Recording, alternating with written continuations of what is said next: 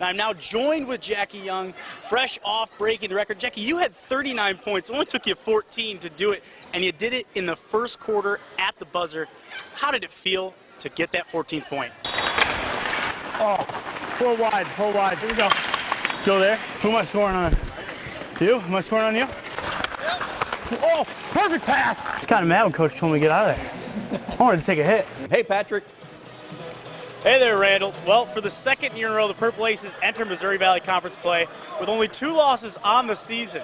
And big implications for both teams tonight as both the Panthers and Bears enter tonight's matchup with identical 3-0 records. But it's the 14th-ranked Hoosiers that are the favorites tonight, and they will be relying on their dynamic backcourt of Yogi Ferrell and James Blackman Jr. to pick up their 3rd win of the season. Aside from basketball, you're going to have to study something at North Carolina.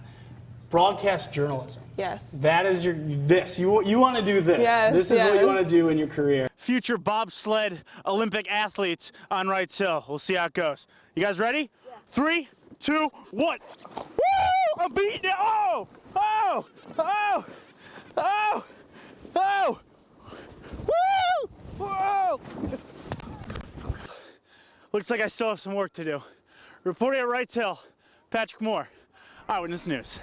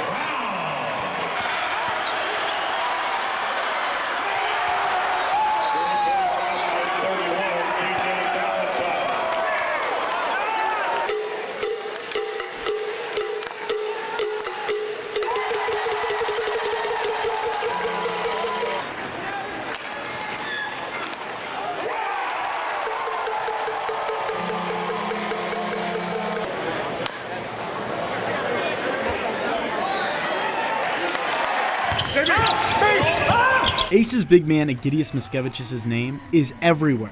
You can find it at the top of nearly every rebounding category of this year's college basketball statistical leaders. You can find it in the national media for being one of the most underrated players in all of the country. And of course, you can hear it after every dunk he throws down at Ford Center. But finding and hearing Egidius Mickiewicz' name is a whole lot easier than spelling it. You can just ask his teammates. Egidius Mickiewicz, E-D-I-G. Egidius, E-G-I-D-I. I-D-J-U-S. I'm going to say it's E-G-I-D-I-J-U-S. Egidius. That's what I'm going with. All right, so we got the first name down, but how about the last name? M-O-S. M-O-C-K-E-V. M-O-C-E-V. M-O-C-K. V-I, Hold on. I-C-O-U-S. I don't know. It's like E-V-I-U-S. Mickiewicz. S-C-A-V-I-C, I guess, yeah. Surely his head coach can spell it correctly, right? Egidius Mickiewicz. I-G-G-Y-M-O-C-K. That's all I got. All right, Egidius, let's hear it. Egidius Mickiewicz. E-G-I-D-I-J-U-S. Mickiewicz. M-O-C-K-E-V-I-C-I-U-S. And now, your sports authority with Patrick Moore. In sports, it doesn't matter what the odds are. If your favorite team has even the slightest chance at success, fans are going to believe. And the Colts entered the final week of the regular season with a 0.2% chance at making the playoffs. All they needed to do was beat Tennessee today and have 8 win-loss scenarios go their way. Head coach Chuck Pagano rolling with Josh Freeman at quarterback after only being signed 5 days ago.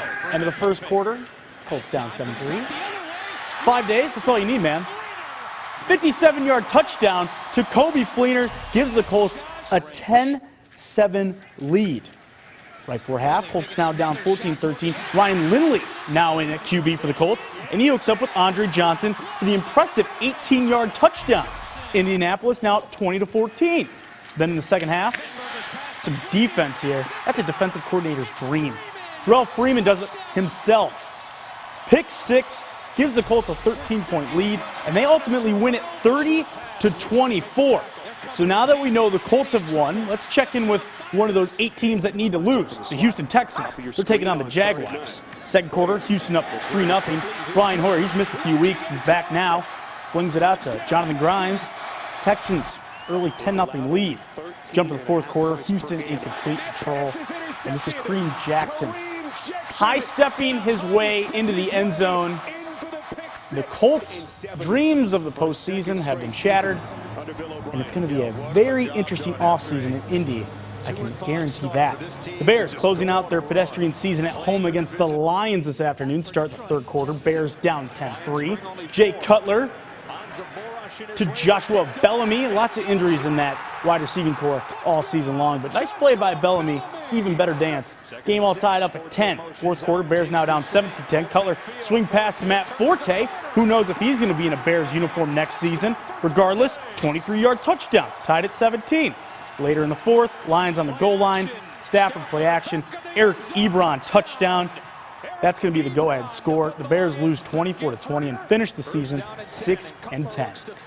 The Vermont Catamounts haven't been anything special in the 2015-16 season, but former Harrison Warrior Ernie Duncan is certainly making an impact. Before Sunday's road game against Harvard, Duncan was averaging the second most points and minutes on the team.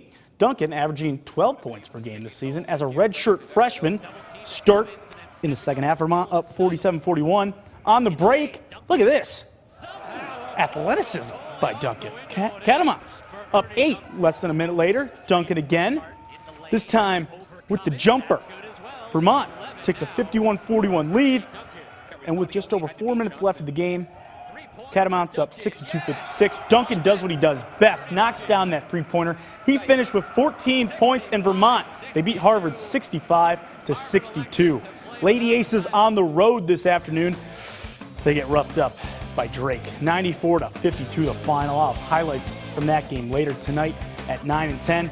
And in hockey, Iceman currently tied with the Wichita Thunder 1-1. I'll have highlights from that one as well at 9 and 10. And the Thunderbolts pick up their first win of the season, beat the Point Mallard Ducks 7-4. Congratulations to the young Thunderbolts in their first season here in the Tri-State. It's been a tough go, but they're getting the swing. Who knows? 2 games, 3 games, maybe we'll have a winning streak. Smooth skating. Smooth skating. Thank you, Patrick.